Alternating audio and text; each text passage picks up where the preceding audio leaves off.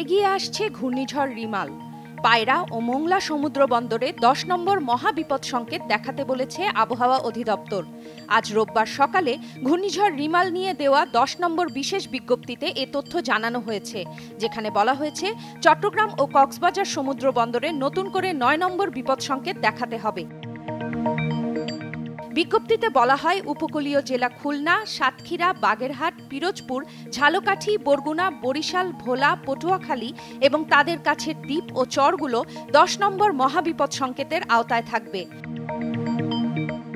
আবহাওয়া অধিদপ্তরের সর্বশেষ বিশেষ বিজ্ঞপ্তিতে বলা হয়, ঘূর্ণিঝড় রিমাল আজ রোববার সকাল ৬টায় চট্টগ্রাম সমুদ্র বন্দর থেকে ৪০০ কিলোমিটার দক্ষিণ পশ্চিমে, কক্সবাজার সমুদ্র বন্দর থেকে ৩০০ কিলোমিটার দক্ষিণ পশ্চিমে, মোংলা সমুদ্র বন্দর থেকে ৩৩০ কিলোমিটার দক্ষিণে এবং পায়রা সমুদ্র বন্দর থেকে ২৯৫ কিলোমিটার দক্ষিণে অবস্থান করছিল।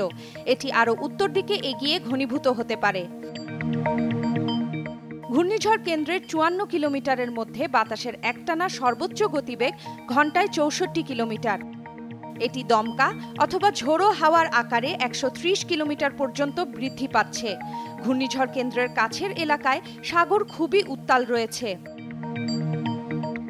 আবহাওয়া অধিদপ্তরের আবহাওয়াবিদ মোহাম্মদ হাফিজুর রহমানের স্বাক্ষর করা ১০ নম্বর বিশেষ বিজ্ঞপ্তিতে বলা হয়, ঘূর্ণিঝড়ের প্রভাবে উপকূলীয় জেলা সাতক্ষীরা, খুলনা, বাগেরহাট, পিরোজপুর, ঝালকাঠি, বরগুনা, বরিশাল, ভোলা, পটুয়াখালী, নোয়াখালী, লক্ষ্মীপুর, ফেনী, কুমিল্লা, চট্টগ্রাম, কক্সবাজার এবং তাদের কাছাকাছি দ্বীপ ও চরগুলোর নিচু এলাকা স্বাভাবিক জোয়ারের চেয়ে ৩ থেকে ৫ ফুটের বেশি উচ্চতার বায়ুতাড়িত জলোচ্ছ্বাসে প্লাবিত হতে পারে।